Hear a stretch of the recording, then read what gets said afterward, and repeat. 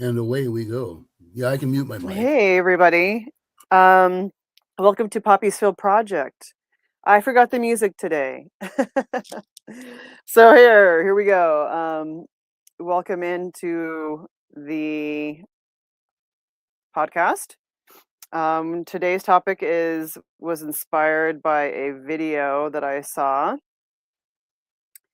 and it reminded me of when I had watched a documentary briefly on coal miners, and the subject that came up was on coal miners, and it brought up the whole subject of 15-minute cities. We've all are familiar with 15-minute cities, and I wasn't quite sure, you know, if that was really a viable thing or that it was a way to control people. Or so, as I like to do, I research and I go really into, peeling back the layers of everything, and when it comes to truth. And what I found is pretty interesting. And what was more interesting about it is that a friend of ours that is a part of the Men Leading God's Law on Poppy's Field Project on Telegram.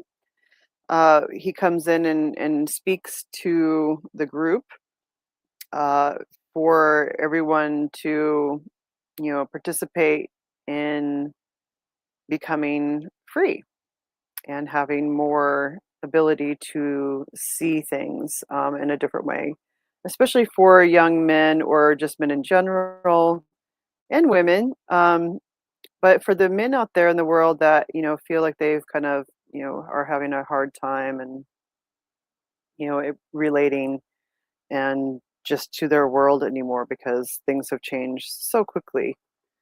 And so, he comes in and helps out with that. I will introduce him in here in just a minute. Um, First off, what I would like to talk about is, that, I'm not going to be doing any astrology today because we're going to be doing this series probably for the next, I don't know, maybe 2 or 3 different uh, podcasts. So maybe the next 2 or 3 weeks. And the reason why is because I wanted to do the investigation of is this actually a possibility, and is all of you know in the world that we tend to have um, broken, well, with other specialists, like for example, the Generations book of Strauss and Howe, showing that there are these cycles that happen over a period of 80 to 100 years. Usually it's at 80 years or so, and we are at the preface of a 100-year mark of a repetition of, you know, where labor, not necessarily labor laws, but just work. It's work related, and the influx of cost of living has gone up, and no one's really quite sure of what's going to happen in the future. And so, a lot of the people that end up getting it, the hard end of the stick is, the poor people. And it reminded me of the Hunger Games, and also a book called The Poor People's Movement. And because usually what happens is when there's a poor people's movement, they rise up. When people are struggling and are starving and are being suppressed. So I was reading about in the 1800s that there were these towns that were funded and built for people to work. And George Pullman was actually one of the first ones where he had a town that was conceived for the workers, and it had parks, it had a library. It was actually the problem arose when the Panic of 1893. The workers of Pullman received several wage cuts when they started to kind of freak out about this little town that they had moved in and were working for the automobile. It was actually making automobiles, and their wages got cut on the average of about 25%. That's quite a bit when you consider that people have families, and they have bills, and all of this consumeristic quality that is promoted in the world. So I mean, it was a lot different back in 1893, but I mean, it's still a bill is a bill, a debt is a debt. And so the actions of Pullman, he didn't lower the rents when people rose up and were like, rah rah rah, everything's too expensive, we need help, blah blah blah. Why are you cutting our wages? So it was, the laborers began to unite and outside, and they appeared, uh, to like the town and these model homes of these outskirts of like, of you know of the production of this place. And when they got the nose, the workers formed a committee, and on May 7th they went to Pullman, and that's when they went and asked him, and the ninth, and then they were refused. So this actually caused the workers to declare a strike. And on May 10th in 1894, they walked off and just said, "Screw it, we're not going to be working for you anymore. We want what is owed to us." And the Pullman plant ended up closing on May 11th after that. And so the Pullman strike was the first national strike in the United States history. And before coming to an end, it involved over 150,000 people with, 27 states and territories. So the strike was a milestone when it came to American labor in the history that started to become widely known, and it spread around. And the federal government actually, with this one in particular, it was President Grover Cleveland. He actually ordered federal troops to crush the strike, and dozens were killed. This is not a joke. I was like, wow, this isn't too long ago. Okay. This is like, 130 years ago. That's not a long time ago. And over time, between this time and the 20s, it was chaos. I didn't look at the astrology, which I will pull up next week, and we're going to go over the patterns of what was repeated in that timeline. So yeah, that's it, you guys. This is the beginning of a journey that we're going to take with the preface of these company towns that started all over the United States. And we've been talking about 15, well, not we've been talking about 15-minute cities, but people on Telegram and everywhere around the world are talking about 15-minute cities. And I don't think that they're going to be 15-minute cities. I think they're going to be something different, and a lot more intense. I think the 15-minute cities will be for maybe the people that can afford living in a city, and maybe they'll be getting their cryptocurrencies and their digital IDs imprinted for all of that.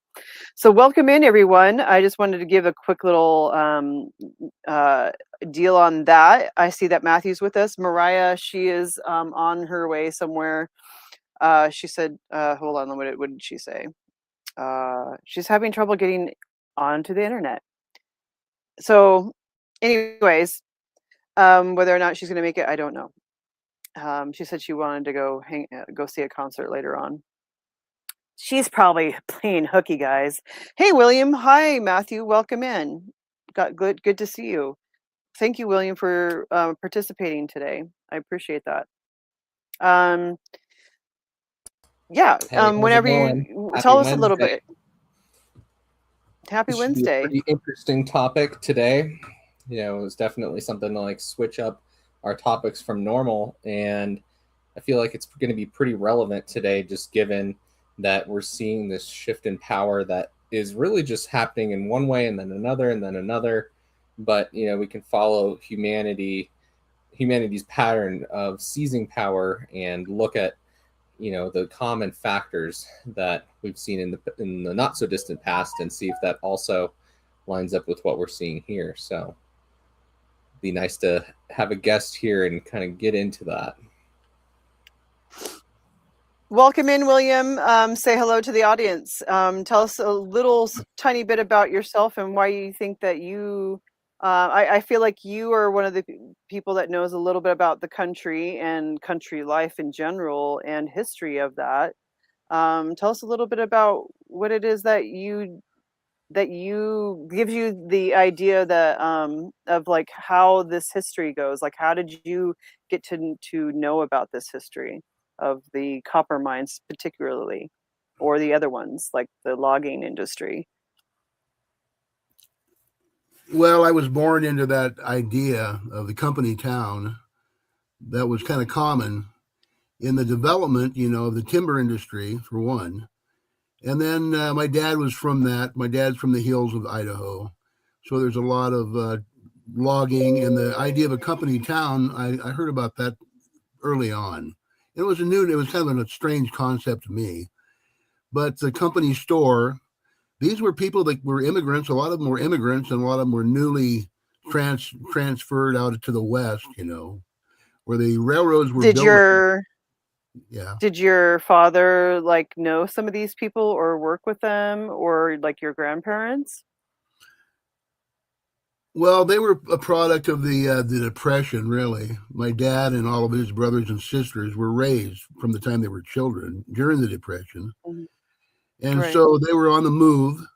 They were homesteaders in the hills of Idaho.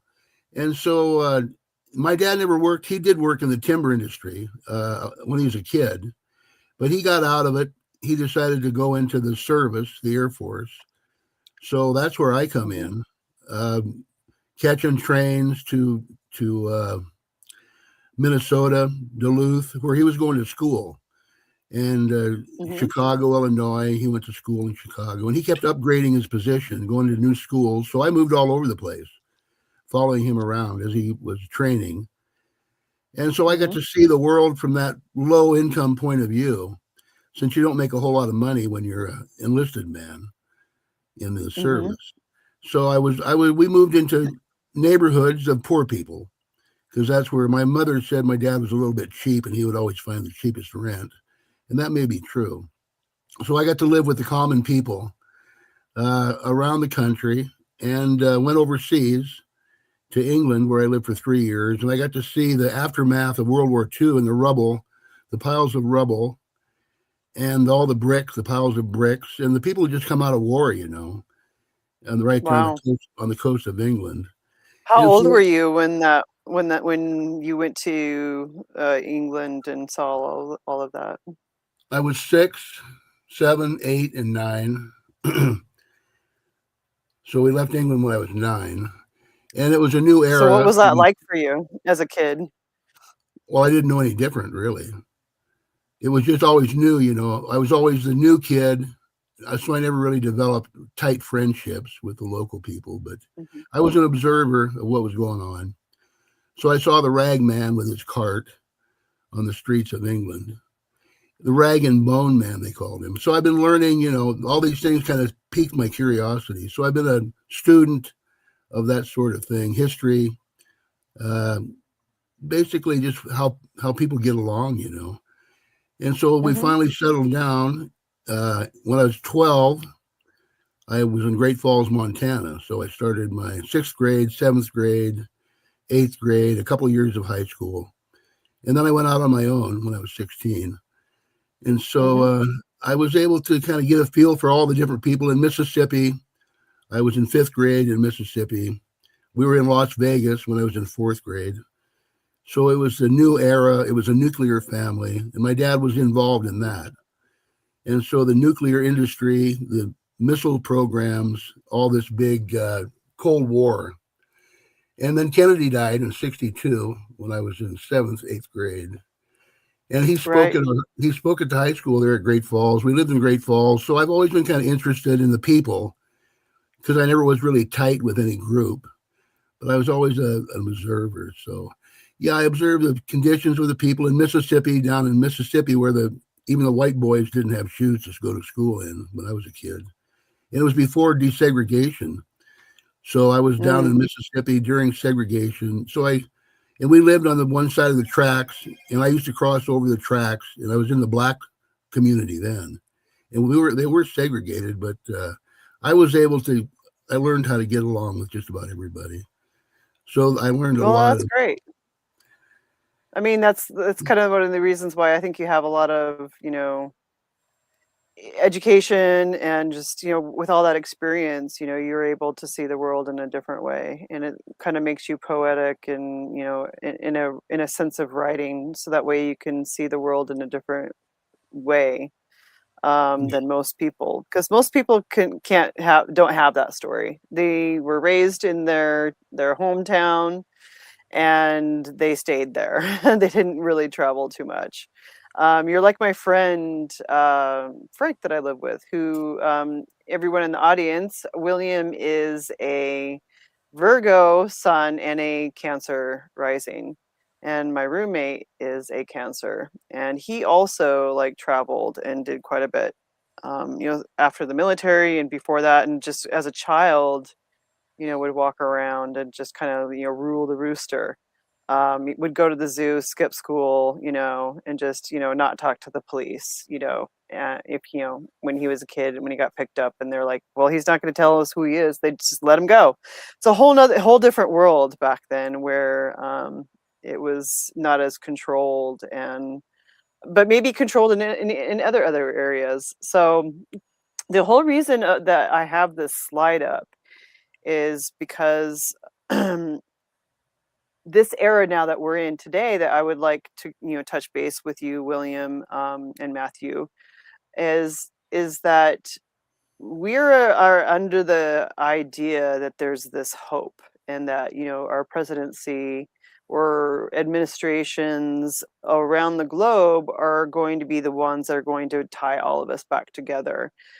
And but the only thing, when you have hope, it is the only thing that's stronger than fear. And that's actually one of the things that corporations will say. A little hope is effective, a lot of hope is dangerous, and a spark is fine as long as it's contained. That's one of the quotes. But one of the things is, it's better to be feared than, to be, in someone's eyes of, so that way you can control them, and then actually believing in them. So this is actually, I made up a kind of a story, a whole storyline of the cross between the Hunger Games and what could possibly happen with the Poor People's Movement. So it's it's instead of the arena in the Hunger Games, I came up with this idea where there's this, capital where the districts, for example, are these resource extraction zones and these control mechanisms.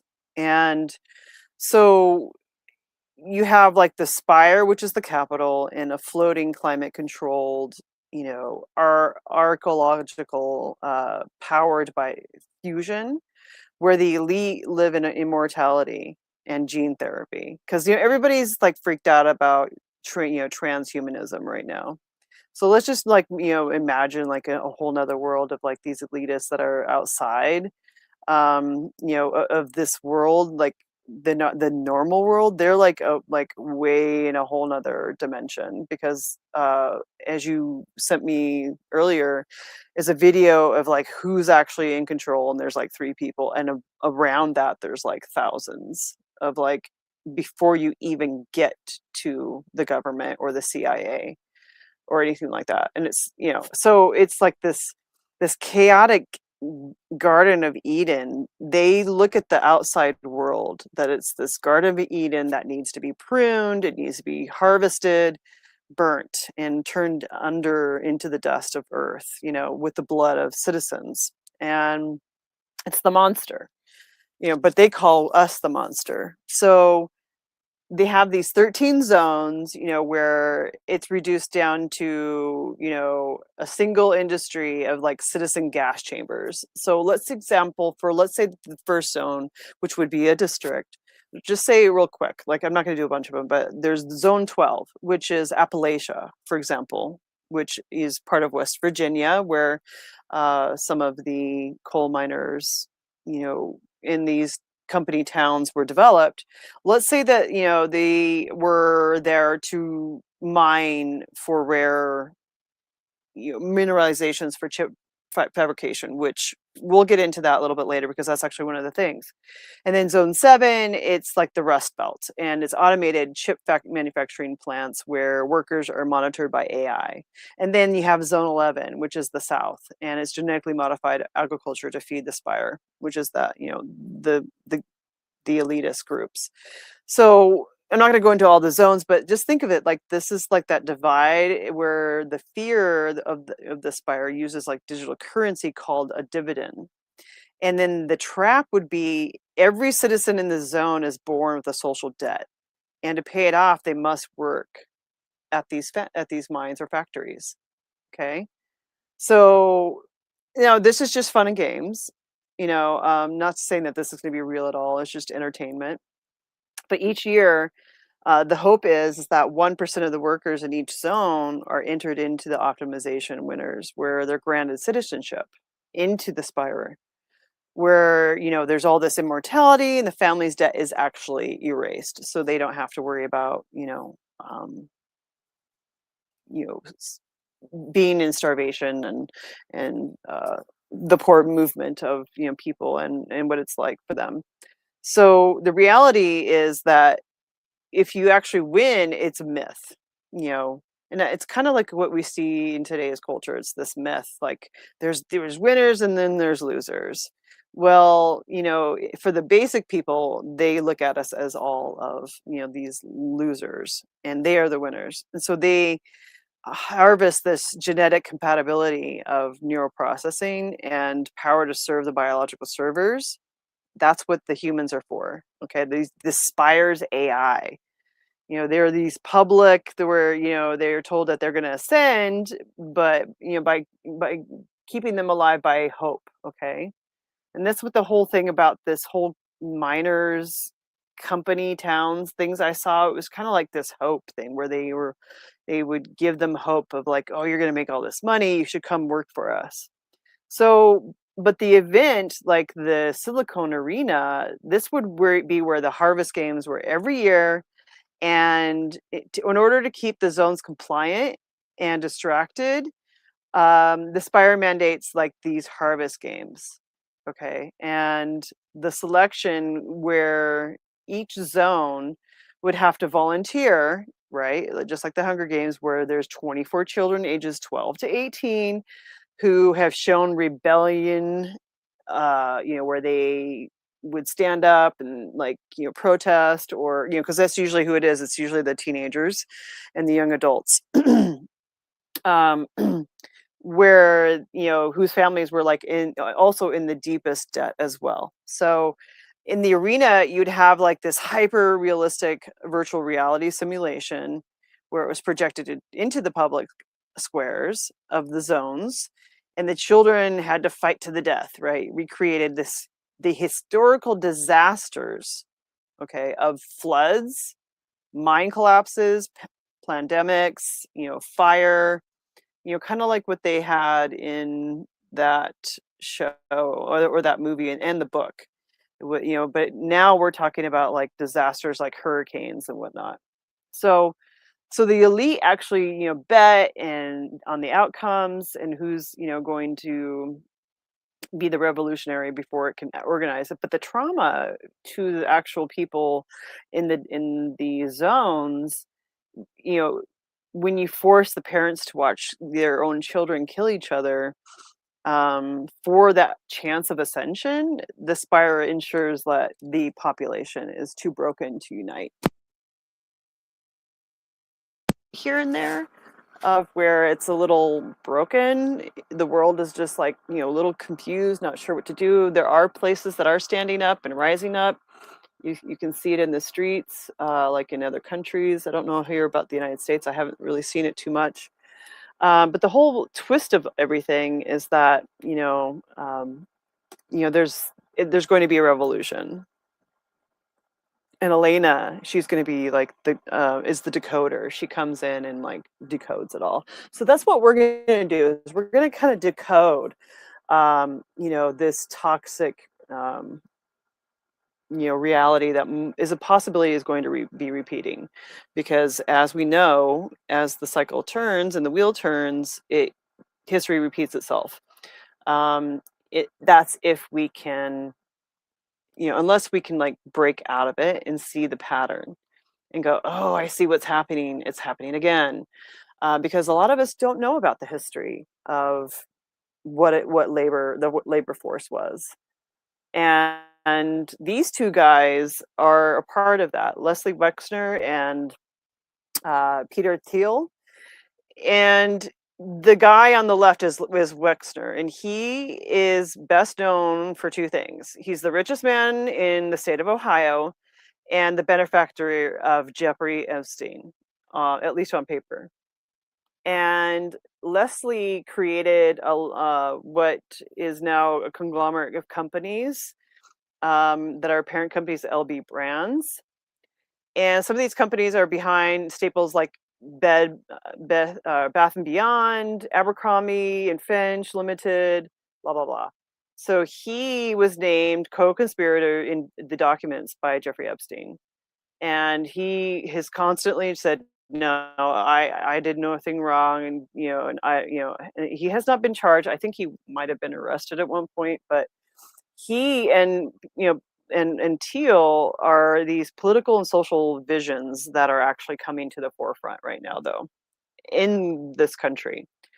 And the reason why I say this is because they are involved with the data centers and AI and their help to achieve the vision. And Wexner, what he's doing right now in Ohio is he has major aspects of local and state government through New Albany, extending beyond that to Columbus, the region state, and of privatizing the government. Okay, privatizing it. And that's where data centers also are going to be falling into place, is that now we're talking about where they not just sections, but the entire states, and they're doing this, they're wanting to do this throughout the United States. And this is where it intersects with Peter Thiel. And so this is interesting because this is going to be the CEOs of dictatorship.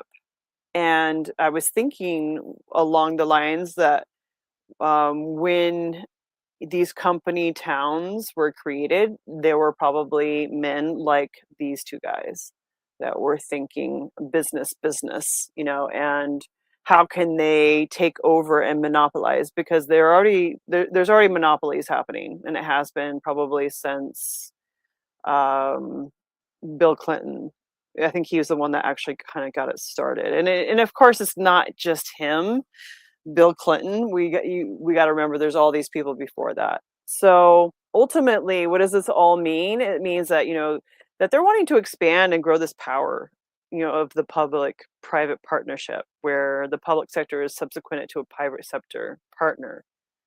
And it's enriching the private sector. So that way, the working watchdog on private sector power does not end up functioning in any kind of way that is functionable. So ultimately, this is like what we're seeing. And, that there's these ogrelarchs like Teal where, it gives him this political power. And these guys are like, holy fuck, they're very dangerous. And so predominantly, they're moving into this extreme privatization that can gradually, suddenly, depending on how they think it could be best implemented to suit their interest.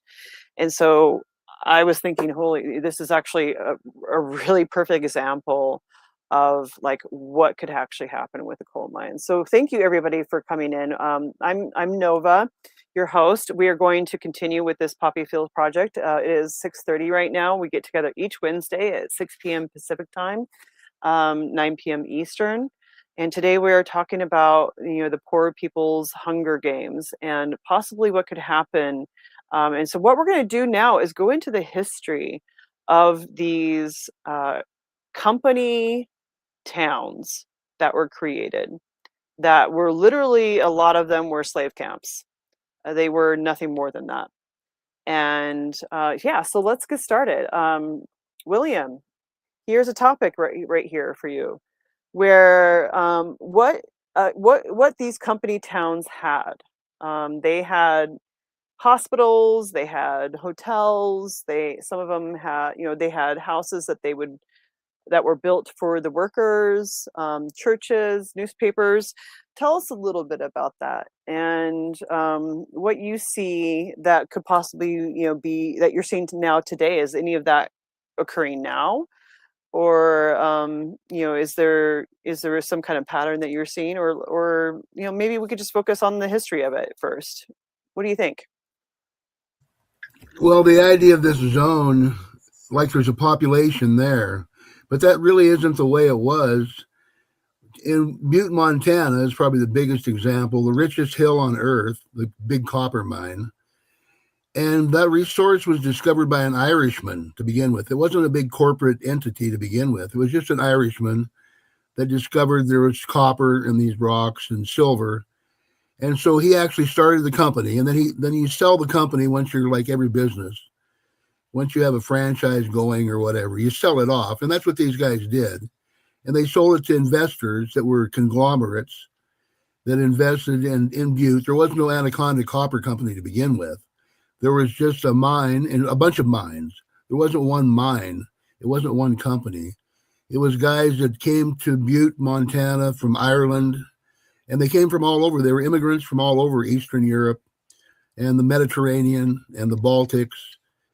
And they came to America because they had an idea that they could improve their lot. And so they were working people, and they went, and they weren't organized at that time. Each one of them worked in their own mine, or they worked for a guy that owned a mine. And then the mines got collected together by the guy that had the biggest money, like Daly in Montana. He became the Copper King. And there was two trains of thought. Daly was a pretty good guy, and he treated the workers pretty well. And there was other people that didn't treat them so well. They used them more, like you're saying, more like a slave. But yeah, the resource is what they came here to begin with. Because of the timber back in the Virginia Company, there was all this timber in North America, that grown up timber. I don't know what the history was like before, hundreds of years ago. I don't know. But I've always been kind of focused on the idea of the trade, the merchants, like it says in the Bible about the merchant class, and how they were made rich by these ship captains. And so it's all about, to me, it's about the trade, and it's about utilizing the people to do the work, because the people that have money don't work. Right. They manage the systems. But yeah, right. And then we have these ghost towns. Some of these towns, they used up the ore, they run out of the vein, they run out of the gold vein, and now there's ghost towns all over the West, all over Nevada, Montana. These towns that were thriving communities, Colorado, all of it, Arizona, New Mexico, even in California, a lot of ghost towns in California. New Mexico. So yeah, the workers came out looking for the ore because there was a market. I don't know why the market's there for gold, but there is a market for gold, and for the industry, for copper and the iron, the zinc, the cobalt, the rare earth minerals, the silica, like you're saying, the lithium. So we're in kind of that new age now. And it's basically about developing the technology and using the resources. And one of your resources is labor, because people are wanting to improve themselves. And so they go to work so they can make more money for their families. But as far as a zone, the zones come and they go. And sometimes it's a working area. And if you look at some of these interpretation centers, like in North Idaho, they talk about the opening up the timberland. So they would open up timberlands for homesteaders, 160 acres. And then a lot of the guys that had 160 acres would sell that back to this bigger company that they work for. And so these companies got these big land holdings like Weyerhaeuser and Plum Creek, but that was railroad to begin with. And of course, the railroads were funded by and allowed to build these railroads across the country so they could extract the resources. And the people come in on the railroads, and Great Falls is a good example of how that worked, because there wasn't anything there. And they built this huge industry that created 50 million pounds of copper a month. And so they run all the wires with this copper, and they electrified America. So everybody's got light bulbs now. So that's basically, to me, is the luxury, the ease of living. And it was exemplified in Ronnie Reagan back in the General Electric Theater. Ronnie Reagan and Nancy were the hosts of the show back in the 50s. It was all about the all-electric home, a toaster, a mixer, a refrigerator, a stove, a fan. We didn't have that stuff before. And so, it was something that people really liked. They like to have a kitchen range and refrigerator. And so that's kind of what the enticement was to have a better life through electricity. And we had Ready Kilowatt when they developed the Rural Electrification Program, the REA, and the Tennessee Valley Authority that created these dams. And it was really a wide open arena for this copper wire. And so the wire mill in Great Falls was the biggest producer. And so I was among those children of the people that settled Great Falls. And of course, there was names from all over the world. There were Finlanders and Germans and Greeks, and everybody kind of found their place in that society. But it looks to me like there's a set, civilization, people themselves come in these sets. And some are jewelers, and some are laborers, some are ditch diggers, and some are welders, Everybody's got talents. And what kind of made this whole thing workable was these talented people that they brought in, these immigrants that came from the mines of Ireland and Wales and Czechoslovakia and Poland. And these people that had the talent and the know-how, and they had the opportunity for themselves, and that was kind of the draw. And I don't have such a dismal outlook about it, I guess. I mean, you have to know where you're at. You can't really count on anything. And so these ghost towns do happen. And they did close down the copper mill in Great Falls. And 2,000 people lost their jobs. And some of my relatives, my in-laws, they were amongst those people. And it was devastating to them, really. When you get locked into something like that, your father was locked into it like a 30 or 40-year career with Anaconda Copper. And then you're one of the sons. And then the disappointment comes when they close it down. And those people died early. I mean, my brother-in-law died pretty early. He was devastated, I think, because you can't really count on that being there. And that's one of our problems. And the Rust Belt's the same way around Buffalo, New York, and Cleveland, Ohio, and the Rust Belt, the automotive industry. You see how they just kind of pulled that away from those people. And so those children of those engineers ended up being desperate, basically, because the economy failed them. What their fathers had been living on, and their families have been doing really good. But it was kind of pulled out from under them. So that's the threat, is to lose it and to think you have something, to think you have an economy, to think you have a home, when it can be just removed. Your lifestyle can be removed unless you're aware of what's going on. Anyway, it's a big subject, Wow. but I've kind of been on the edge looking in, all my life. I've seen people from all over different states and different countries, and seeing the dilemma that they were in. Go ahead. Let's talk about the they had something called a script, and it's spelled SCRIP. It's not a script. So it to me that looks like prescription or subscription. And so it was a process of exchange of goods by subscription or prescription in a way. Sounds a lot like Tell us a little bit. cryptocurrencies today. Exactly. Exactly. So it's like you can have these Yes, Matthew, tokens do you and have some? stuff. It's, Yeah, please, Matthew, say whatever you'd like. Please step in. Yeah. it's interesting hearing about this history because it's not that far in the past.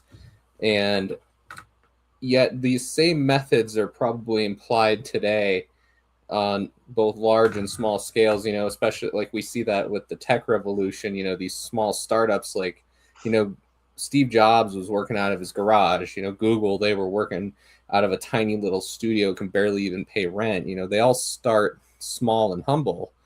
Amazon started like as a book company, and it's like these humble beginnings eventually turn to these conglomerates. And so I think that's a pattern we can look at and observe. But then, there's always a rise and a fall. You can look at, big conglomerates like Sears. Sears was huge throughout, the American way forever. But, Oh nobody yeah, thought their that would catalog. die back in 1990. But now it's gone. And that was like Yeah, a Walmart, right? It was huge. And so there's yeah. these You hype could cycles. order a home and build it from a Sears catalog. Yeah. A lot of those homes are still around. I mean, Yeah, some of them they were built are. well, some of them weren't. I mean, but that was an era that made them last. And so they were all conglomerates that got converged together through big money. And so whatever the currency is, it's always going to funnel toward the person who has the most of it. So we can follow that pattern again. And since we're seeing a shift in currency and a shift of value, we can see eventually we will hit a precipice where the currency shifts and then the power will shift too, because the dollar's losing its value pretty quickly now. And there's a lot of other options out there like cryptocurrencies or other currencies from other countries too. So, it's interesting. A lot of other countries will take a dollar, but, we won't take we won't take like a yen or a kwacha or something like that. So, Right. that's one of the patterns we can observe from the past. And this token system, to kind of hold people hostage in a specific area, saying you got to use these tokens and no other ones, is a great way for people to maintain control, especially in this situation, the remote mountain towns far away from anything. I mean, even if you want to get on the railroad, if it's a monopoly, they can charge a ridiculous amount to even hop on the train. Yeah, how many tokens? And Do so you remember that I had a dream about tokens? Did I tell you about that? I think you did a while ago, yeah. And Yeah, it was like at the beginning of the year, I think, or something like that, or in winter time, I had a dream about tokens, and you had to have them to get past certain gates, and I was like, I didn't have any. And so they took me back into a room and they were like, yeah, rah, rah, and I was like, and then, so I left, like it was at an airport. I left the room and I kind of just slipped in with other people walking through.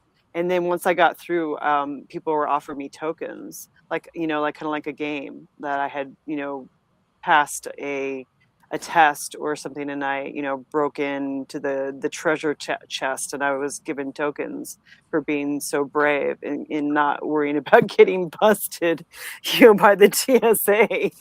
So yeah, interesting. Some good points there.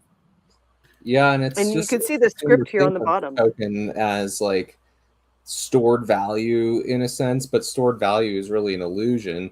But people will always value what's in demand. And so it's like when we look Mm, at the past and what currencies were around, I mean, metals have stuck around for thousands of years. So that's a pretty good foothold. But I mean, like, there was like the tulip crisis of like the 1600s, I think, where like tulips were more valuable than gold. There was the toilet paper crisis in 2020 where it was like a roll of toilet paper was pretty valuable, or even eggs a couple years ago when like, a box yeah. of eggs was like almost $10. Mm-hmm. So it's like these Mm-hmm. things of value fluctuate, all throughout the time. And so I think we'll notice that as a pattern as well in the future too, and I think right now what we're looking at is that data is like the new gold in a sense, if you have the ability to connect, Like not only. if you think about it, like sugar would be a prime, like, item that is needed if you couldn't get it. And so you could charge whatever you wanted for that sugar because people are so addicted to it that, Or it would salt, always be this commodity. Well, cinnamon. remember they used to go next door to borrow a cup of sugar. And that's Yeah, one thing that the people that are in true. charge, they have organization, and they're organized, and they work together. And they may not like each other, but they know for the betterment of the whole, the elite do work together, and they make deals, and they work through factories Hmm. together. They'll buy one item from the guy that has the sugarcane factory, and maybe they've got a bakery. Well, these people do own these big Kennecott copper mines. These are owned by people who are next door neighbors to other people, and sometimes I talk to them. But yeah, they're organized. So the thing that they keep the common man from getting organized by always spreading disillusionment, Hmm. the blame Distractions. game, distractions, to blame somebody, to make somebody Hmm. the They took our boogeyman. jobs. Yeah. And so we could get Yeah. together and organize. Unfortunately, we're more apt to disagree with each other than we are to make any agreements. For some reason, that's our downfall. And maybe we just don't think about those terms, organizing, and we should. And I'm all into that. Even the data centers, I'm not looking at the data center as the boogeyman, really. Only if it takes control of our lives, then it would be a problem. But yeah, it's a great subject, and it's one I've kind of been interested in because I've seen these people. I've seen suicides. I've seen marriages fall apart in Great Falls, in a place where not everybody makes it, and Hmm. I've seen some tragedy coming out of that too. And it's kind of a filter, really. But it's a land of opportunity, and it was. Great Falls was a land of opportunity, and thousands of people came here from Chicago, and they called it Little Chicago, and they called it Little Milwaukee, I think, too. But yeah, these people were immigrants, and they were working in the mines, in the copper mines, and the talcite mines up in Michigan, in Minnesota, and Wisconsin. And when they closed the mines down in Michigan, they went on strike up in Calumet, Michigan. They had a town made of these same kind of people, Europeans, that had their own churches, and they had a community, but they thought they'd go on strike. And so the owners were probably ready to shut it down anyway. So they take full Yeah. advantage of the people's ignorance. But then those people Yeah. moved to Montana, and they went to Butte, and all the Irishmen that were miners in Ireland, they were great workers in the mines of Butte. And they died by the dozens in these fires inside of these mines. And it Hmm. was really kind of the headline would be all of these people from all over the world, like 38 countries were represented in the death tolls of this big fire that they had in the mines before it was open pit. But yeah, to me, that was Well, always they interesting. they Yeah. they would even have like their own like fire department or police department. Like you see this picture here that we have up on the screen. These are all of the company owned ideas like that you would see like a grocery store here today. Most of them are owned by one corporation nowadays. And but the thing is that a script was not cash. You couldn't leave and go spend it in another town. You had to spend it in your own town at your own saloon in this company town because it was something that they owned. And so basically Welcome to the your 5 minute city. paycheck, yeah, your paycheck is going in back into the company. And they're overcharging with the script. So a lot of people were actually stuck. They couldn't get out and they were in this debt Like it kept on accruing. Think about, being a miner, and coming out after a hard day. Where are you going to go? Usually to home or the saloon and spend your money. When I was a And some kid, of they these, had these. When I was a kid, they had these small stores, mom and pop stores, and they were every 5 or 6 blocks. You'd have one.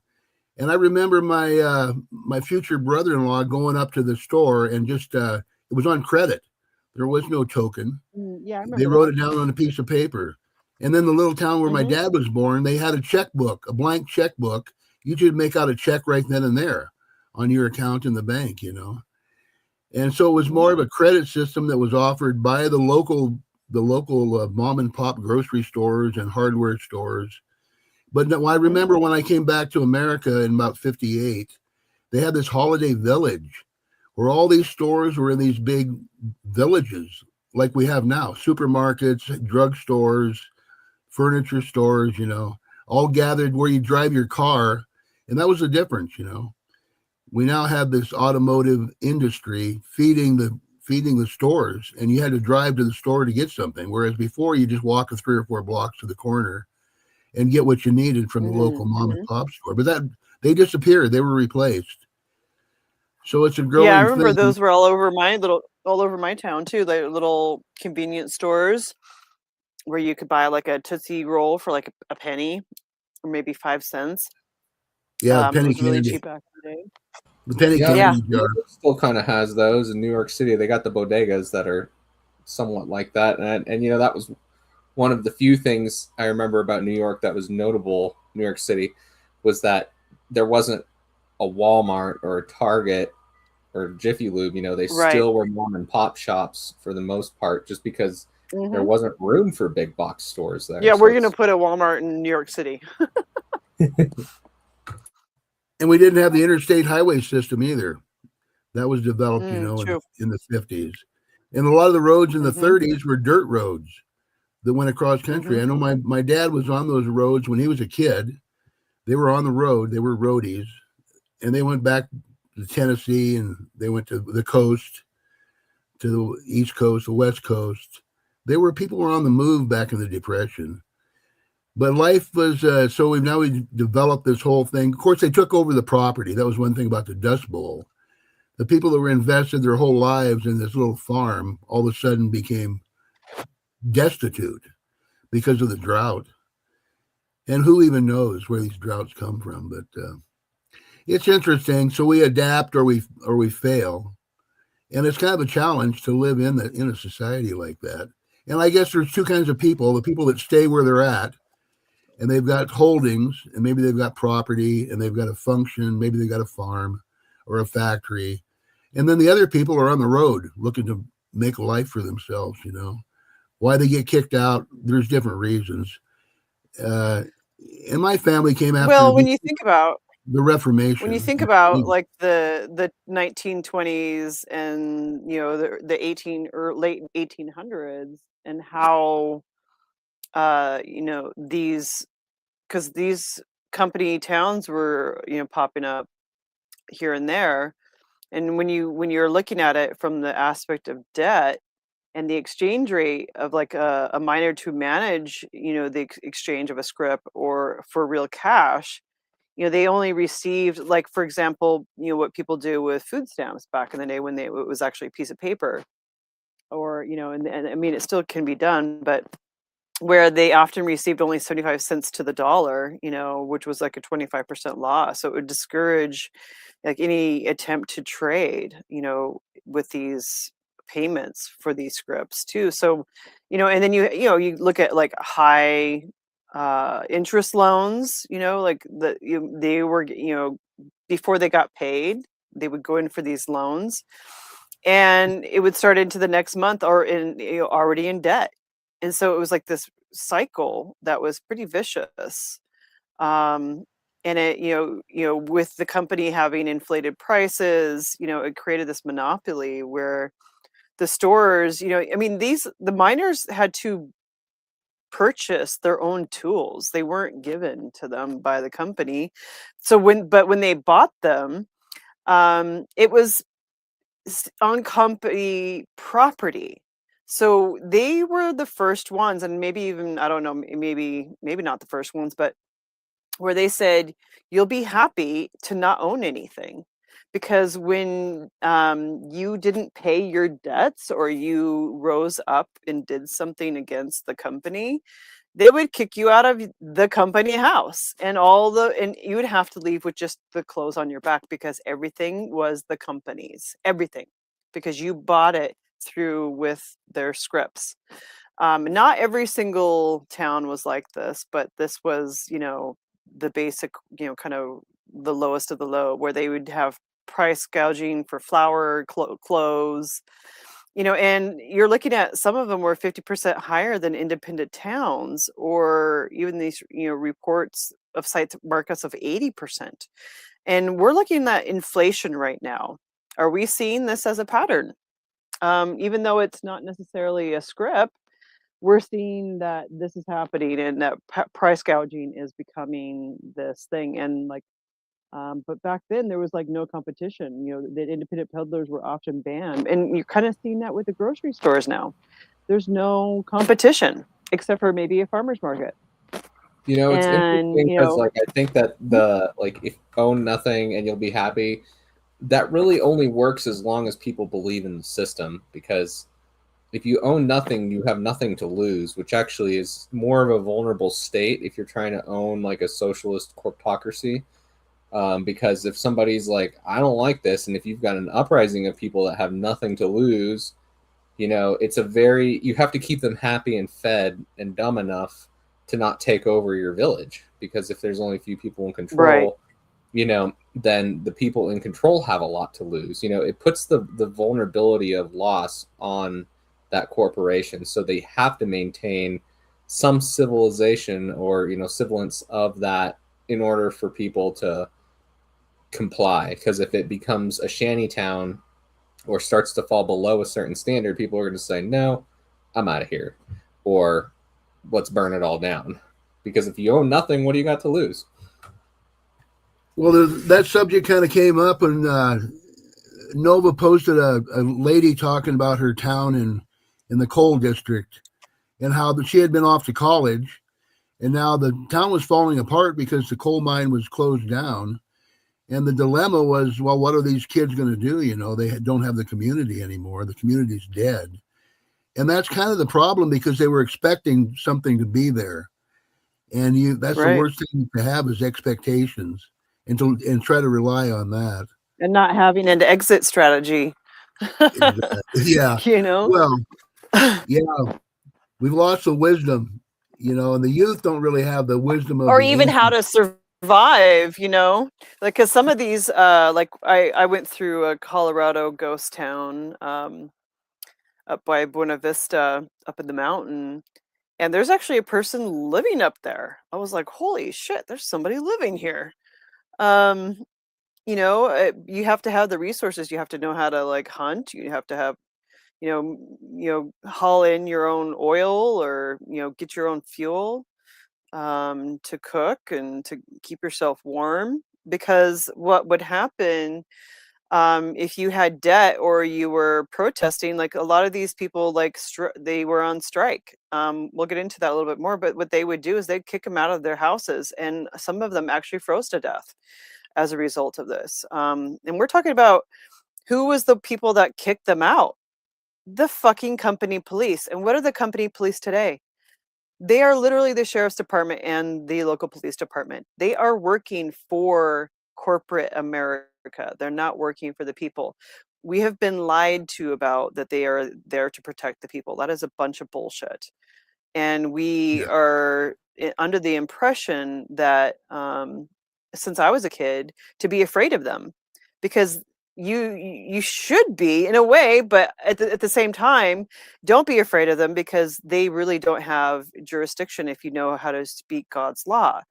And that's, being like, saying, like, what kind of crime am I actually committing? What's going on here? Like, you're actually the corrupt one. You're the one who's, like, working. Most of them don't even know that they're working for the elite pedophiles. They think that they're some of them think that they're doing a good thing, and some of them know that they are, Masonic, Freemasons that have like a low grade and have no fucking clue. They're like the lowest of the low with the military. And so were the coal miners. They were like the lowest of the low, and they still kind of probably are at this point. And I don't want to say that they're, low people. It's just that's just what they've been put into, as far as, because they're the ones that will be bullied. And the police are going to bully you and kick you out of your home. We're already seeing this happening in, like, when the jibby jab pandemic happened in Canada, where they shut people's funding off for protesting. Or no, not even just protesting. They gave money to somebody. I can't remember, some organization. I can't remember what it was, but this is what we're looking at, is like what these elitists can do if they don't like what you're doing.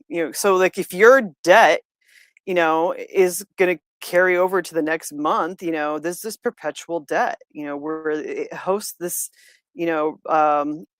we're looking at rent, deduction. People have been losing their homes since, like, what, 2008. And then after this happened in 2020, a lot of people lost their jobs. And what else happened? Businesses closed down, leaving who?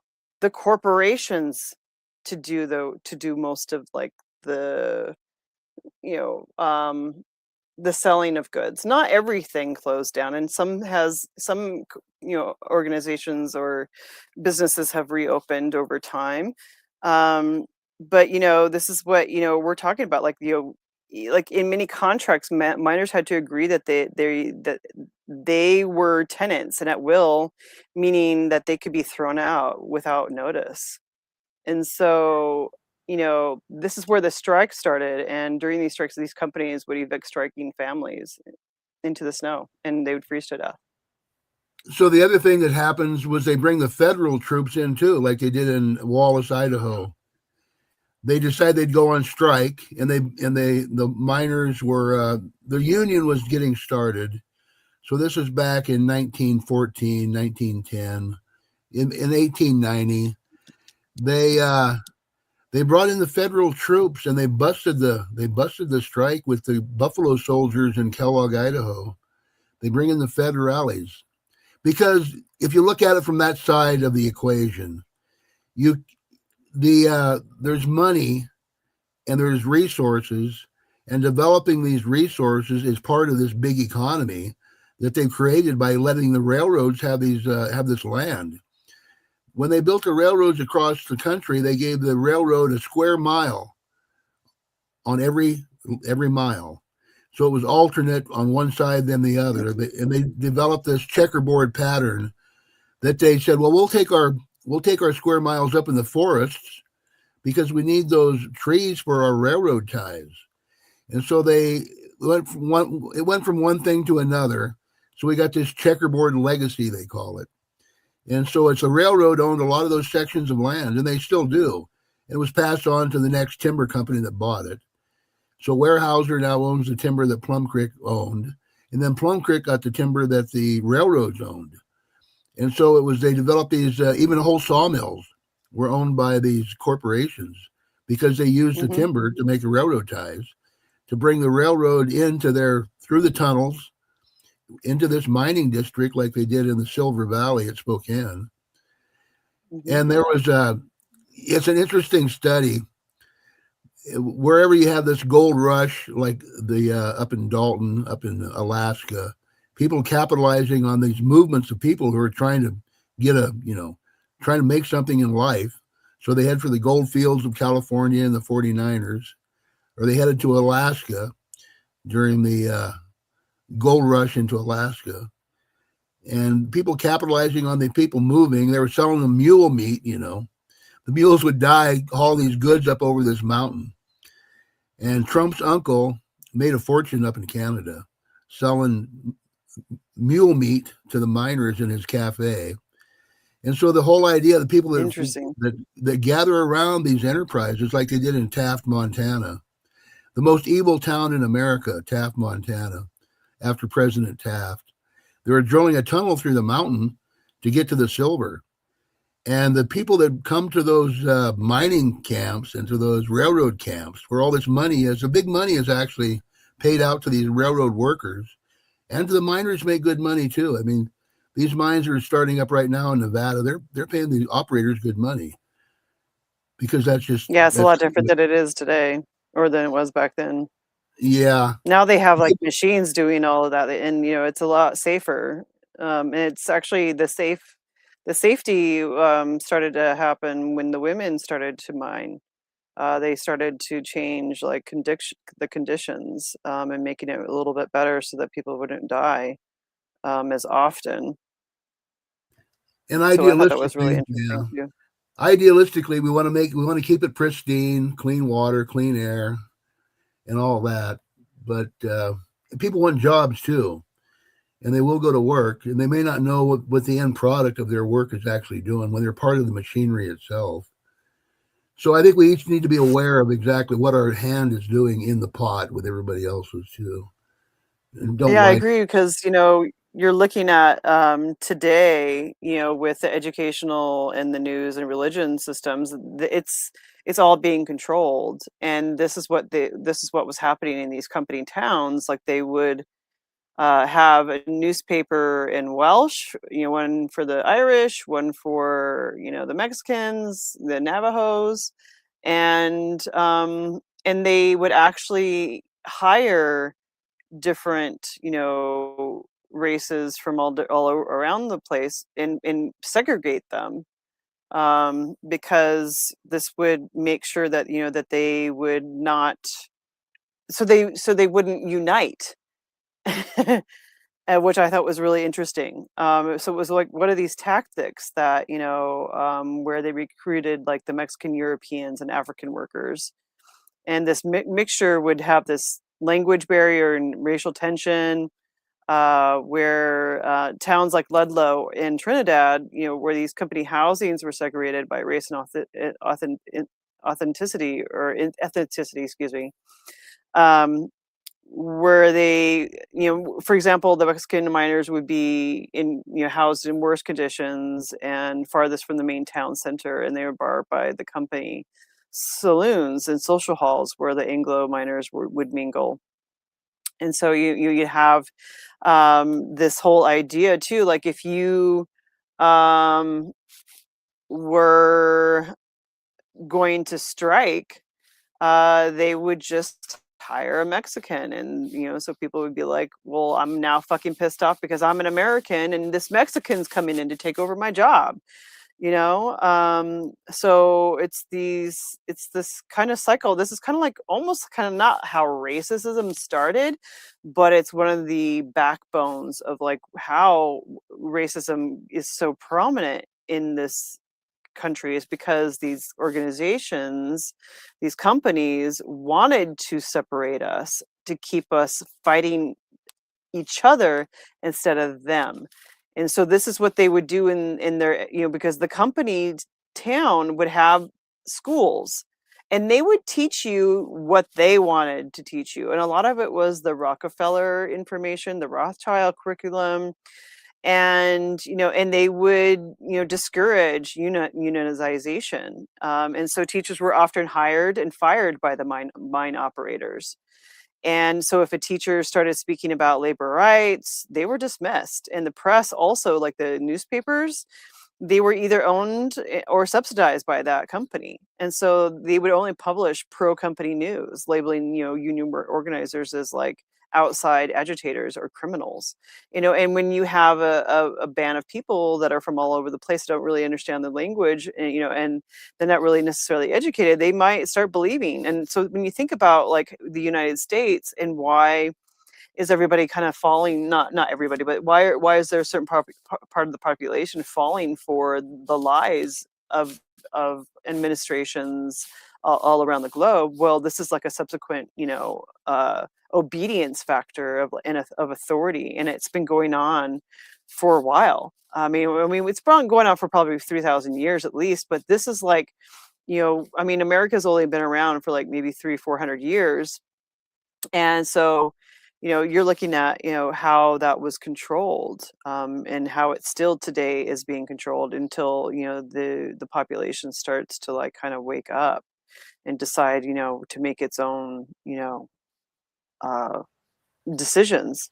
I mean, you're looking at like fraud, where they would rig like underweight coal. I mean, you're looking at like they would do so much shit to these people. Like the guns and the guards, like in many of these towns, were posted at the entrance to prevent union organizers from entering into these spaces, so that or for miners to even leave. So the conditions were pretty wild, for the most part. So one thing I was thinking about was the Catholic Church. They had a Catholic hospital in Great Falls. What was the name of it? Anyway, it was a Catholic hospital and the Catholic Church. Mm-hmm. And the Catholics were Irish as well. And the Butte Irishmen Mm-hmm. were sending guns and money to the conflict in Ireland between the Protestants and the Catholics. In my lifetime, back in the 60s and 70s, Mm-hmm. they were funding the Irish Republican Army out of Butte, Montana, because they Wow. were Catholics. And this whole idea of the Catholics and Protestants, that war has been going on, in fact, all the way to Coeur d'Alene, where they had the Jesuit mission in Coeur d'Alene at Rose Lake. And then they had the Protestant mission down by Lewiston, the Whitmans. And they would set up ambushes, and they ambushed the Whitmans down there, the Protestants, from the Jesuits giving the guns to the Indians from Coeur d'Alene. So that conflict is actually, there's quite a bit of literature on it. I haven't seen it lately, but yeah, the conflict carries on between the Protestants and the Catholics all the way to Idaho, and even in Butte, Montana, where they had the Catholics were predominant. The Irish were predominant. And the Catholics that came from Czechoslovakia and Poland as well, So the Catholic was in fact, there's a Catholic university in Helena, Montana, the capital. It's a big Catholic presence there. So it's part of the equation, controlling the people. And of course, they're in collusion with the money makers. I mean, the church wants money too. Yeah, it's a big mix. I mean, they were all part of like, the corporation, they were all in bed together. And there was this woman who she lived to be 100 years old. Her name was Mother Mary Jones, and she actually was one of the main reasons why unionization started and why the strikes would happen. She was a tough one. She cussed like a sailor, and a lot of people were not accustomed to just cussing in general, especially with a woman. But she was primarily in the coal fields in West Virginia and Colorado and Pennsylvania, and textile mills across the East and the Midwest. And her focus was like securing these union recognitions with, ending child labor and improving deadly working conditions. So, for example, oh, go ahead. Well, I was just going to say, yeah, the same thing happened up there at Calumet in North Michigan in the copper mine. That was the old copper mine from way back when, 3,000 years ago. But it was a copper mine, and a woman was the leader of the miners' movement, the union movement up there. Another woman. So these women do take the lead position when it becomes to morality. That's kind of what's happening today. We're seeing, women stand up and like, like we're what's happening, and they're taking over like the educational system. They're more in college than men are today. And I think that this is kind of one of the divisions is like, men are starting to realize that, what is it they have worth in. And it's just because they haven't really had any opportunity to really look at that, maybe that they're more than just a worker, and a provider and a protector, and because that's the way it's been for how long. And so, when women started to rise up in the 1800s, and start a feminist movement, now today, you have this whole thing where, feminist movement is now being accused of like, well, now it's, it's the fault of feminists for if they would have just like stayed, in ignorance, I don't know if it's necessarily ignorance, but then all of this would be not so so messed up. But I don't really necessarily agree with that. I think that these women were, in positions where they saw the uh, how disheartening it was and how unfair it was, because they were also in a place of where they were not equal to equal pay, or that they would get married off to somebody they didn't want to be with, and if they died they might get kicked out, or they have to marry their brother, and the property wouldn't be going to them. I mean there's like a whole list along the list of things that could go over, but so these women, I can see that they were also at this time rising up and saying, look, we want to have our rights. Plus they were abusing children, not just women. Children were nothing back then. They were disposable. And so, people like Mother Mary Jones, they would, protest in like places like, for example, she was in 1903, from July to August, she led over 100 people striking children, which some of them were 7 who had lost fingers or limbs, like in the textile mills, because there were these massive sweatshops, which there were sweatshops not too long ago here in the United States. So they wanted to go to school, and so President Roosevelt actually refused to meet with her and these people that were protesting this massive national public support for child labor. And but she kept going, and she got a lot of action done. She organized miners and their families living in tent camps against the Baldwin Felts Detective Agency and martial law. She led like 3,000 miners to the state of capital of Charleston. She was arrested actually in April 1913 and convicted of a conspiracy to commit murder, and was sentenced to 20 years in prison. However, there was a public outcry, and she was released after a few months due to this outcry. And one of her sayings was, "Pray for the dead and fight like the hell for the living." And she was one of the cornerstones for this movement that actually lifted and achieved lasting structural changes to child labor reform and her dramatization of injured children.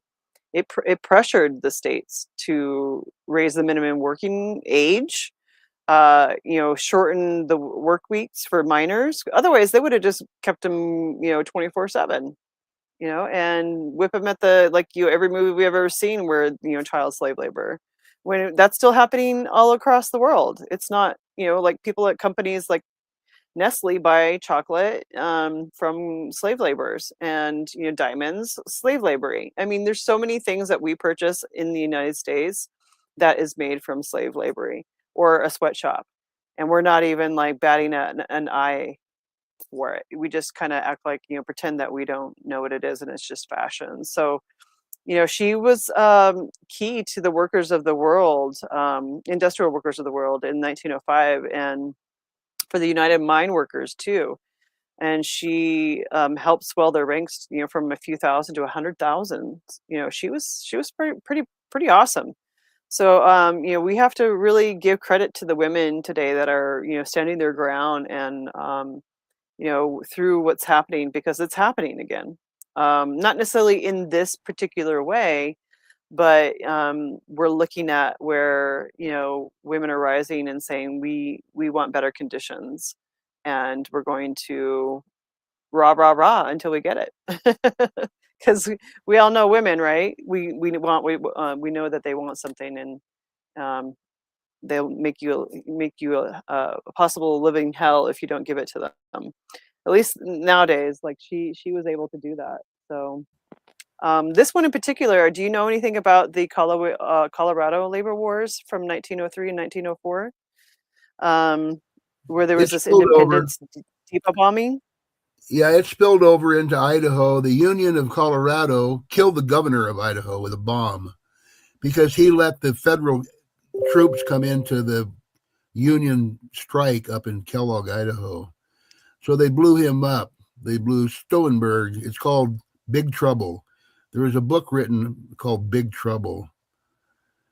And it was about this governor being blowed up because he let the federal government into the mine to break the strike. And so the Colorado miner was a union. And the union was strong. And it was in opposition to the mine owners. But going back to the coal belt, the coal mines, they're still closed up now. In spite of all that history, they closed up those mines on a political note. They closed those mines down, the coal mines. And they ironed the Rust Belt, the same thing. They gave the market to the auto markets to the Japanese and the South Koreans and the Chinese. And we had a great market, although the American automobile needed upgrading. There we go. They took our jobs, right? That's creating division for the people that were here previously. But maybe that was before. I don't know how many new immigrants were coming in around 1903, versus how many people were already here. 1/3 of the workers in the Butte mine were immigrants from foreign countries. 2/3 were American citizens. Okay. Yeah, 1/3 was foreigners. And American citizens came from somewhere eventually too. So some of them were only maybe like 2 or 3 generations deep. Yeah, 7 generations, whatever. Yeah, 400 years from 1600. The Mayflower was 1625. And I've got a family history book. It goes back to before 1626 when my family landed in Massachusetts. And so, yeah, I've got people in my family that keep track of that. Kind of they're into the heritage, whatever truth there is, I don't know. But yeah, and there was a Reformation back then. It was the Church of England and the Catholic Church were in disputes back in England before the Reformation. So there was a religious turnover. And then a lot of the religions, like the Quakers, came to Pennsylvania. So it's interesting. I study that history because I kind of see the point of view, and I see the lack of a point of view. A lot of people don't have a point of view. They're just kind of going along with, hopefully I guess they hope it'll work out, but we really do need to organize. Yeah, I agree. Because what ends up happening is, is chaos. Otherwise, because this is kind of what I thought. It was interesting that the miners and not just the miners, but just the laborers were really the ones that changed a lot for the United States. They're the ones that have the bravery to stand up and say, we don't like our conditions and we're not happy about it. And so we're going to do something about it. And so I thought it was really interesting that they were the backbone of all of that, because they were getting bombed. This, one in particular was like, in June 6, 1904, north of Battle Mountain, 13 non-union miners were killed. Then you have there's Ludlow, Paint Creek, Cabin Creek, Matawan, Colorado Labor Wars, Columbine, Heron, and Harlan. There are all these core areas, and this one in particularly, this event in the Independence Depot bombing, where in north of Victor in Colorado, the Cripple Creek mining district, where there was massive dynamite bomb that was placed underneath the tracks, and under that platform was detonated, and this train that was carrying something special, like non-union replacement workers, they call them scabs, and arrived for their night shift, and 13 men were killed instantly. Several others were severely injured.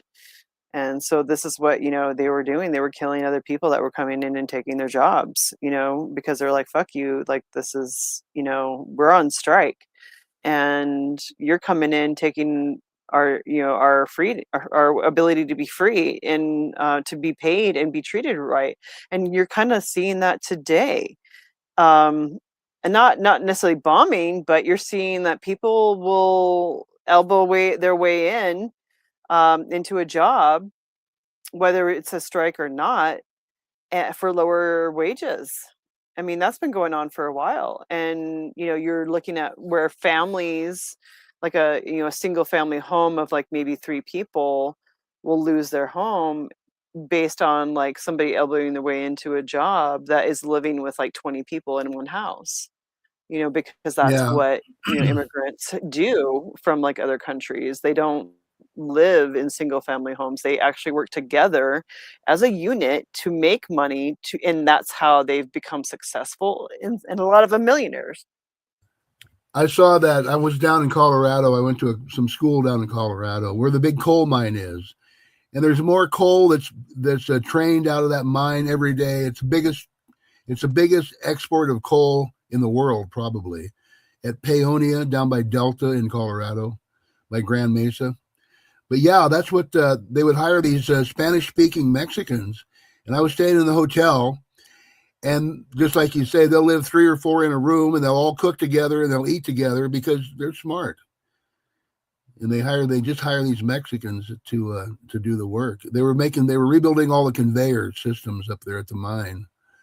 So I was staying with them and talking with them at Paonia. I mean, honestly, the people of the United States are so spoiled, rotten brats that if they cannot come together and band together and survive what's coming, they're going to be eliminated. And there's going to be wars. There's going to be more of this that is happening where they're going to they're going to be like, well, because like what these data centers or these data jobs, like where you have to be on call 24/7 and you only get paid like certain amount of money, like tokenized, and you're not getting health benefits of any kind. I mean, the same thing's happening. It's coming back.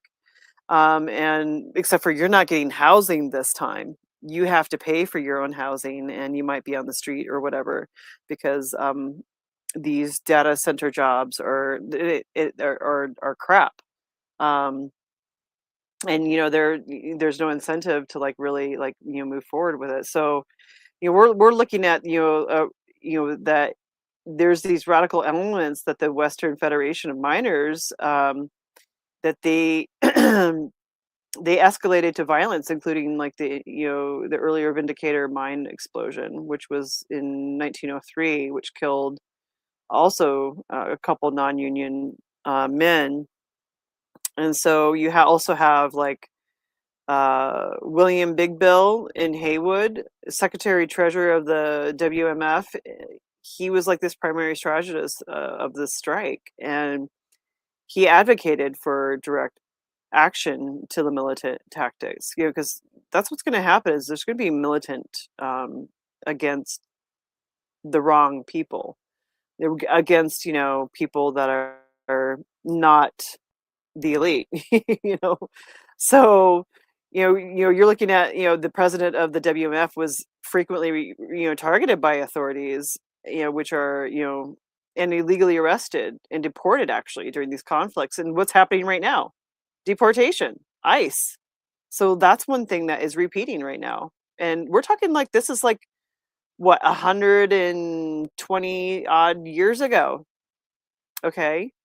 So, this is where you have this intimidation comes in, where they come in to shut down these mines, and what's happening too right now, the intimidation of like AI, it's going to shut down all of your jobs. And so back then, you were lucky to get reinstated with like an 8-hour day or $3 a daily wage. $3, okay? And we're complaining today that, $20 can't even you can't even live in a single home or an apartment for the $20 in certain areas in the United States. So, I mean, these were literally all out wars. Um, and a lot of them did not end in negotiation, the ones at the very beginning. And there was this military suppression against the Union and martial law In the Independence Depot bombing, the Governor Peabody and General Bell, they enforced martial law, and habeas corpus was suspended. And we're talking this is probably going to happen here very quickly. If this starts happening here in the United States again. And so, they closed down union halls, and I mean, most people are not in a union here in the United States. You're looking at mass deportations, like the National Guard loaded approximately like 225 striking miners and sympathizers onto boxcars and dumped them across the state line in Kansas. And they left them without any food or water. They just said, fuck you guys, we're out of here. And so they removed the union's leadership and membership of the district. So when the Western Federation of Miners was driven out of Cripple Creek District, the mines reopened with non-union labor, okay? An 8-hour day was revoked and wages were cut. This is what happens when people are desperate for jobs and they're wanting to survive. And this is what they have been continually doing. It's repeating right now, just in a different way. And this is when we have to go, wait a minute, are we going to learn something here? Are we going to actually do something about it this time? Are we actually going to, educate ourselves in law, in against the legalese system, and get our trusts, in effect, and use our straw man, to get out of debt? Because this is like the brutality that we're looking at of these Colorado labor wars. The founding of the industrial workers of workers of the world, the industrial workers of the world, where these legal battles continued for years. The U.S. Supreme Court was involved. There was this controversy ruled by the governor's action during an insurrection, and were immune from civil lawsuit. And we're looking at that today, where corporations are now not like Bayer for Roundup right now. They won the case, and people that were getting sick from Roundup they're saying that they can't be sued for giving people cancer. I mean, we're looking at things are changing to go towards, and this was a Supreme Court decision, if I remember correctly. So, these are hard times that we have to start facing and start coming together as a whole, and start unifying with each other and stop fighting over stupid shit, because they're doing it on purpose.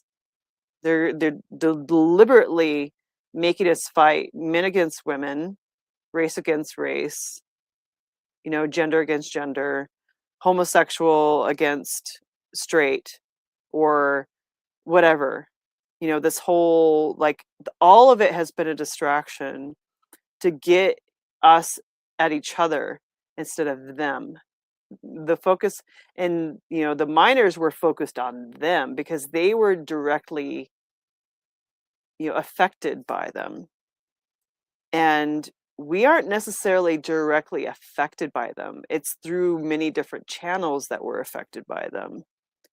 We just don't know that it's like a hidden agenda. Wouldn't you agree with that, William? Or do you have some other kind of theory on that? Well, it comes down to economics and the cost of a loaf of bread. Without the Roundup, you can imagine the productivity would probably go down, because we're hooked into that system. But we don't have our farms anymore. We don't even raise gardens. So who's to really blame? We don't have an outlet. We don't have a backup plan.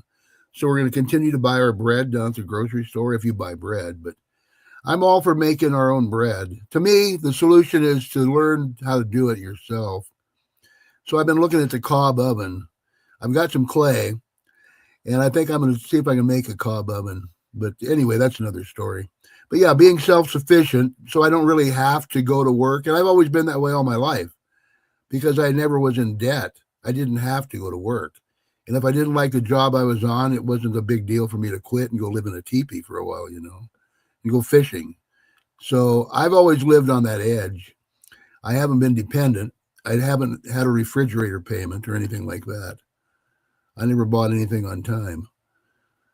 I didn't even have credit, so I kind of eliminated myself from the possibility of being a debt slave to begin with. Well, yeah, and I think that a lot of people that are younger, because William is of the elder generation, probably elder for thousands of years and millions of years. He's definitely not your typical, you know, person on this planet. So he came Well, with some experience. I'm not elderly either. No, you're not. But you're an elder, is what I'm saying. Because Maybe. you know, there's a difference between elderly and an elder. I think.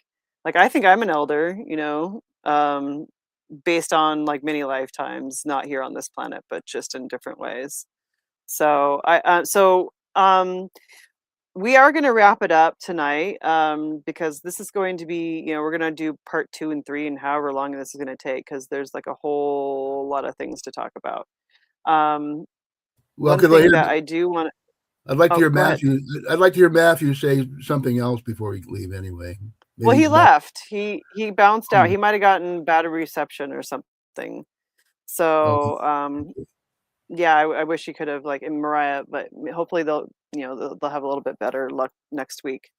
I mean, I'm the one that did the entire work today besides you. So I don't know, you know, Miriah was doing something and he got booted is what he said.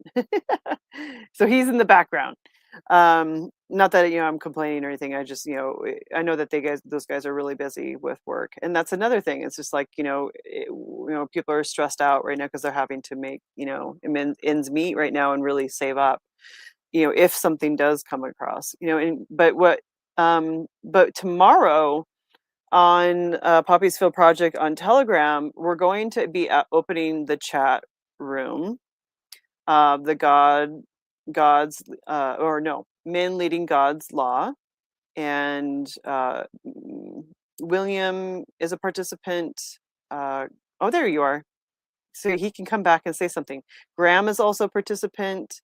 And There you go. Back in. welcome back. I'm glad you made it. And also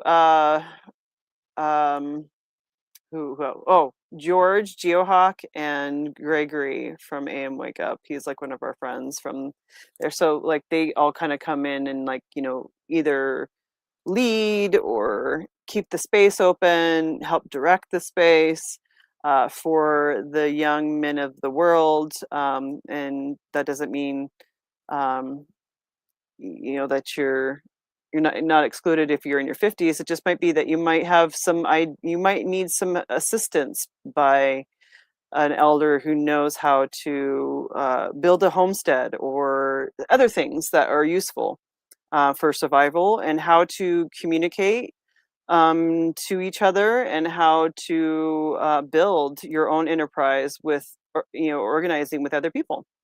So, yeah, well, on that, I wanted to mention yes, is just please. it's so like where I live at, you know, that's a very popular theme, you know, getting off the grid, right? I've kind of learned over the last like 10 years since like this topic became interesting to me, like it really does take a village. Like you can be self-sufficient, but if you want to live comfortably in any way, you need a community of some kind. And so that's, I think, kind of the like a good goal to work towards. Not like a commune or something, but like being in a place where you've got people that have the skills. You know, you've got your baker, you've got your doctor, you've got your educator. Because if you're on your own doing all that stuff, you know, it's doable by yourself. But if you want to have a family, you know, that's pretty dang taxing and tricky. You know, that's why people had kids, like 10 kids, you know, because running a farm, as you guys both probably know very well, is like a hell of a lot of work. So, you know, it's a very romantic idea, but it takes hard work, you know, and it would give these miners, you know, a run for their money for us to learn how to be self-sufficient these days, especially at our comfort levels. So, you know, there's more elements than just getting off the grid and like raising goats and chickens and on all that. But, you know, that's you know, getting the mind into that mind state is good. And then also trying to gravitate towards other like-minded people that are like that, because when these big economic changes happen, or if people just feel like voluntarily getting off of these gigantic mega corporation monopoly systems, we'll have to have this communal aspect and work with other people, given that we're human beings and we generally are social. Not all of us, but some of us do enjoy having the other people around to help spread the weight. And that could be a theme of the next conversation, because it's always good to get into the solutions of things and like what that means, and we can take some examples from these unions and like apply that to today's problems. Maybe we can touch on that next week when we keep diving in. I mean, I have a whole presentation already, so it's definitely going to come up. And I don't know when, but we can definitely throw some stuff in there. But I have a lot more to cover as far as like what happened to these people, because we really need to know the history to really understand that, most of our listeners that have been listening to us maybe for the last, month or the last 4 years know that there's a cycle repeating. They have to know that it's going to repeat. And I just want to comment that I saw where Radio Sac was saying that we need to regulate the corporations better. That's not going to happen. That's not happening. The corporations are so huge. They're so huge that the public literally has to draw themselves away from them. That means their purchasing power. Okay? And that's almost everything. They probably own everything. Car parts, all of the steel mines, all the mines, all of it is owned by corporations. And that's what we're talking about is right now, is that we can't regulate these guys. These guys are thugs. They're literally fucking pirates. And so it's our responsibility to step out as much as we possibly can and say, we're not going to participate in this any longer, and not abide to their rules, which is, we're going to get into next week, like the digital currency and what that's going to entail and how that's going to look like in modern day slavery, because that is what we're going to be dealing with. If you think it's going to disappear in the next 20, 30 years, that you got another thing coming. The only thing that's going to wipe all of this out is a tsunami, a massive flood like Noah's Ark or something. I don't know what's going to stop it, but millions of people would have to die. And it's just like a fact. Like, this is not something that is just going to go away because we want it to. So we have to go beyond just growing our own food. I mean, that's a good start. Because the food system is poison, the water systems are poison. I mean, I am on acreage, and so is Matthew and William. And we are all like, hey, we could have a community. We could help provide, start providing for each other and supporting each other. We just have to come together and do it, and be educated and start educating ourselves to learn what do we need to do? What are the steps to do that? And stop being afraid. But when you look at the world, because everything that William was just talking about, and Matthew, those things are going to make you not comfortable. You're going to have to sew your own clothes sometimes. You're going to have to kill an animal. You're going to have to sweat in the sun and build. You're going to have to, instead of like, going to Walmart or Home Depot to get nails, like, what are you going to do?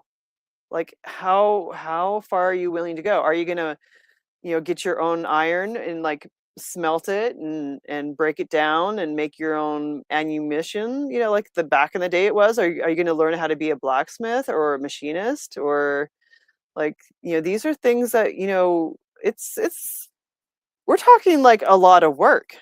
And I don't know if people are willing to do that because they like their comfort. They are willing to tattletale on you when you're being, more of an extremist to them. You're the extremist because now you're in their space, you're in their bubble, and you're bursting it, and you're making them uncomfortable.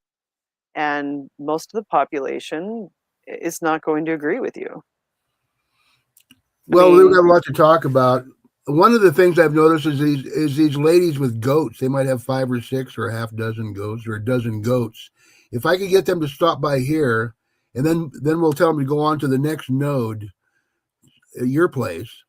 And so the goat keepers, they've got a place to stop. We've got a place for them, for their goats. We've got stuff for their goats to eat, and they can drop some milk off here. We'll make some cheese. Yeah. 100%. Like, there's the goats in the back. Like, I told her, I was like, let's take some of your baby goats and I'll start, like, handling them, because you have to start handling them when they're young to get them to start milking. So she was like, all right. I was like, I want to make cheese, but you have to participate. And I don't know if they're going to, because they're so chaotic. I'm like, who's going to come help me? Because I'm already doing a million other fucking things with my friend that's also an elder.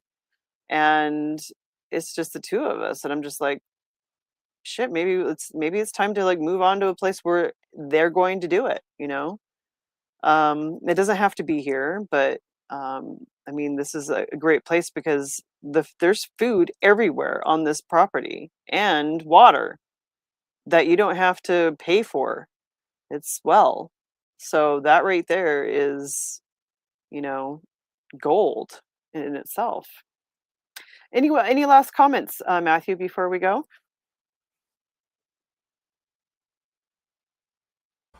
Well, I think that there's so much to talk about here, and really getting into the community aspect will be a great direction to go into, because I think that maybe through the Telegram and all that, people could put in their own word of how their communities are building together, if they are, or what ideas they have for that. And how to get past the discomfort, because I think that's like the main point, is that most people won't really change until they have to, until they're forced to, or they're so uncomfortable that they're like, know what, I'd rather work a 16-hour day than deal with this anymore. And that'll be the thing that pushes people over the edge. And the real question then is like, are you going to be allowed to leave the camp? Are you going to have like electromagnetic blood that sinks you to the iPhone that operates your entire brain? Hopefully we're not at that point then, but I think at some point not too far from now, people are going to start to opt out. Not everybody, but there will be a portion, whatever number that is. I mean, maybe 20% or something. I mean, let's think about these people that are going to be all wired up and digitized. They're going to be the police force. They're going to rat everybody out, because they're going to be controllable if that's the case. Well, and then there's also people that are like us as well, but they're we're not necessarily in contact with them. They exist too, so it's just a lot of people are laying low because they don't want to get rat out, and they want to keep to a life that's as far away from the digital world as possible. And so those would be allies in this situation. Not to say that other people wouldn't be, but you don't want to get rat out. You don't want to get turned into the police state. You gotta know who's going to be on your side in these situations. Well, thank you everybody for hanging out with us today. I hope, William, you'll be meeting with us next week on Wednesday, and we can continue the discussion because we have quite a bit to cover. Like I have, a few more stories that I want to get into, and then I'm going to go into like the actual possible utopia, combining what happened with the company towns with today's modern day AI systems. So it'll be interesting to see like what what could possibly happen could happen. It doesn't mean it is, it's just fun to make up, it's entertainment. So don't take any of it seriously, take it all with a grain of salt. But do know your history. Start looking into the coal miners. And being in these company towns, and what did they do, and just to see what might be coming in the future. Don't take it from me or William or Matthew. You got to do your research yourself, and know what's a possibility, since history does repeat itself, and we are in the Great Reset. They call, just like the Spanish flu the last time, right? That was the Spanish flu, and then, which was their pandemic, and then after that, all these controlling mechanisms, and then you had the with the mining towns, these company towns, and then you had the Great Depression right after that. So we're not too far off from that. Within the time, because what was the date of the Spanish flu? 1916, or what you said it earlier, William? I can't remember what it was. I think it was 1911 or so. I'm not exactly sure, but yeah, somewhere around 1911. somewhere around World War One. Yeah, it's something like that. And then, like, within the next 10 years is when, I mean, within that timeline, that's when all the miners started to rise up, in the 20s, and then the 30s happened, and that's when the Great Depression happened. So, um, that's only like what, maybe 20 years from now. So it doesn't mean it's going to happen, but it could, and it probably will. And so we're going to go into a little bit of astrology next week too, to kind of go into looking into what was happening astrologically through some of these uh, trials with these mining companies and these company towns, to see what was going on in the stars, and are we going to be repeating it? Because Uranus is hanging out for a little while in Gemini, and it's going to be shaking up the tree and rooting up any kind of system that is no longer viable, and it's going to create something different. So thank you for hanging out, and if you can, make it to our Men Leading God's Law. It starts at 5 p.m. Pacific time tomorrow on Poppy's Food Project on Telegram. And so that means that it will start at 8 o'clock Eastern time. Also, if you have any questions for us at that time about this, or if you want to bring anything to the table about what, any kind of solutions, or, start inviting other people that you think that you could, be either useful, or also that could use the information and the support, because it's literally men supporting, the community in a way that, to help teach them sovereignty law and how to survive, as well. So tune in to next week for Poppy's Food Project at 6 p.m. Pacific time and 9 p.m. Eastern.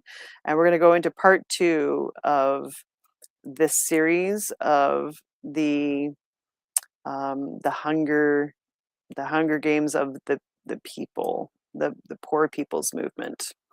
So thank you, and we'll see you all next week. Love, light, and heavy metal, everybody. Good night. Love you guys, and we'll catch you next week. Cheers.